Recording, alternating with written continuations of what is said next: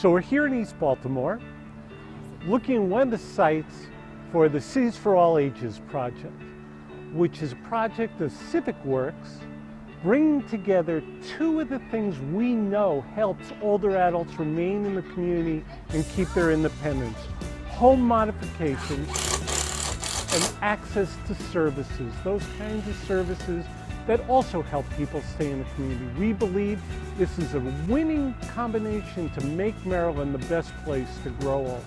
Oh, a lot of difference. Because now, yes, you see my bed's down there. I want my bed back upstairs in my bedroom.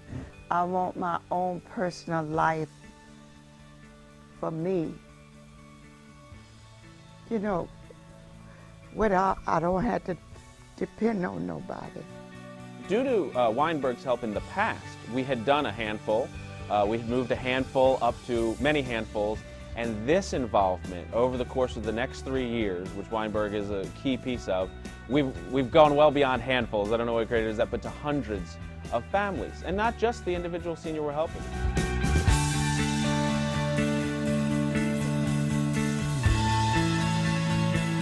Early childhood education is an important priority for the Harry and Jeanette Weinberg Foundation, and I am at the Weinberg Early Childhood Center, due to open in 2014 as part of the Henderson Hopkins School in East Baltimore. This is so exciting. This is going to be one of the innovative, most beautiful schools in all of Baltimore. And it's not only going to be innovative in its architecture and in its classrooms, it's going to be an early childhood center of best practices for children birth, actually prenatally, up to kindergarten, when they join the rest of the Henderson Hopkins School children from kindergarten through 8th grade. And this model, parents and children and community together, was inspired by an Israeli model that the Weinberg Foundation has helped transport here to East Baltimore. It is our hope that this wonderful Weinberg Early Childhood Center is going to be the first of many centers, and that early childhood education is going to be something that all children in Baltimore City will have access to.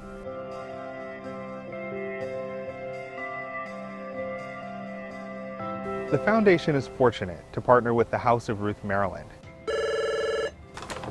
This is the House of Ruth Maryland. Malika speaking. How may I help you? Most people know the House of Ruth as an emergency shelter for victims of intimate partner violence. But really, it's so much more. The person who is being abused is affected in many, many different ways. It's psychological, it's emotional. The abuser tends to cut the individual off from financial resources, from friends, from family, from community. And by the time the issue becomes a violent situation, there has been much damage already done to the individual. And in order to support somebody, to address a remedy to the situation, there are all of those different facets that need to be addressed. What we do at the House of Ruth is address all of those different facets of the situation with a variety of services.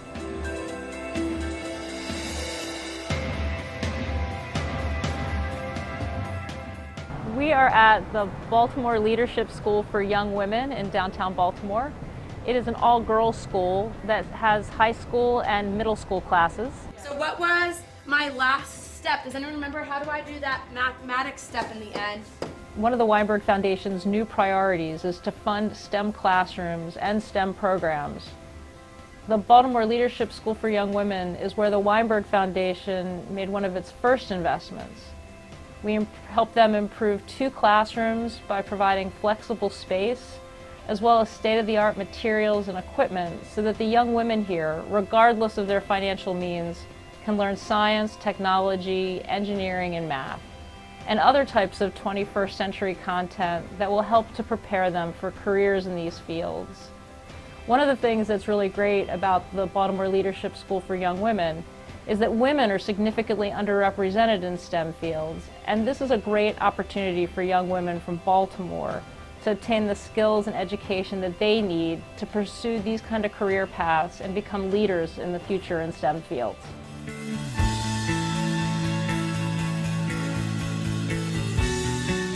problem in Israel is that of all the Western industrialized countries of the world, Israel has the lowest percentage of its working age people in the workforce. There are a lot of people who don't work for a variety of reasons. And so Tevet really addresses that issue very effectively. It has 5 different population groups that it addresses, including ultra-Orthodox and Arab populations and disabled populations and young people, etc.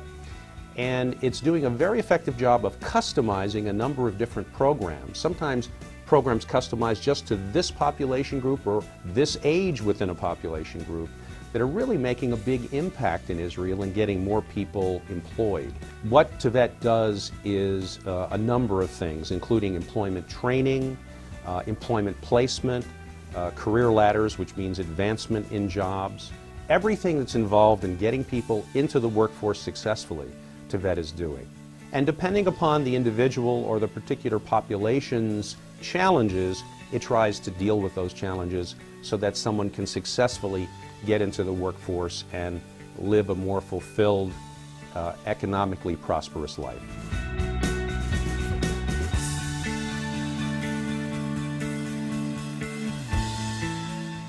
Well, this started as a dream of the community back in 2008, and they were very fortunate to be able to get the funding to become a federally qualified health center. That in and of itself was a major success. The fact that we've grown from a single practice doctor's office to over 5 physicians already in 4 years, went from 1,400 patients to 7,000 patients, is exciting. But now to actually be able to even do more for our community. But they were in this small, really trailer with 5 exam rooms. And here they're opening a new site that has 15 exam rooms. It has behavioral health services, a psychiatrist, a psychologist that will have dental services. It has women's health care. I want this to be the home for our community, that they come here and get all the services. Because we are 25 miles from a hospital. We're 50 miles from any other health center. There's no one else here. It's something the Weinberg Foundation can be very proud of. We have a goal of increasing access to primary health care. We really focused on the federally qualified health centers, and to have the opportunity to support a project in rural Maryland is very meaningful. Hi, I'm speaking to you today from my hometown of Scranton, Pennsylvania. I can't think of an organization whose mission meshes better with that of the Weinberg Foundation than St. Joseph Center. For more than 125 years, St. Joseph Center has been providing critical services to children and adults with intellectual and developmental disabilities. The Weinberg Foundation has had the opportunity to participate in 2 significant capital projects over the last 20 years with St. Joseph Center. The first was the construction of a therapeutic aquatic center, and the second was the development of a campus that includes an adult day center. St. Joseph Center is a perfect example of an organization that gives the Weinberg Foundation the opportunity to improve the lives of individuals here in northeastern Pennsylvania. We look forward to many years of continued joint projects between the Weinberg Foundation and St. Joseph Center.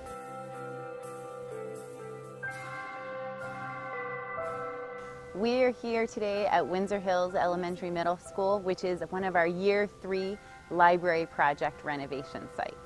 It seems like just yesterday we were sitting in Baltimore City Schools with our great partners there, dreaming of a way that we could impact student literacy. And the idea was to transform libraries in the schools that the students are at every day. It was just an idea then, but now we are up to $10 million in support from our trustees, and we are going to renovate up to 24 libraries. That is a huge impact, and it's amazing numbers.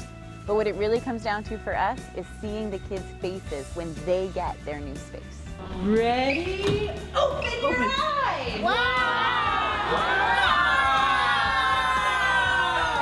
Mommy, look at this! This is awesome. It's amazing. When this library opens in September of 2014, the Baltimore Library Project will have impacted the lives of more than 4,000 students.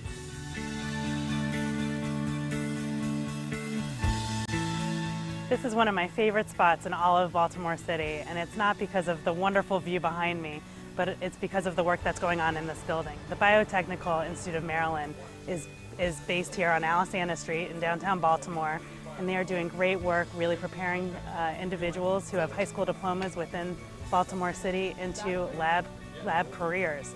And we are really focused on changing the generational poverty that exists in our community by creating career pathways.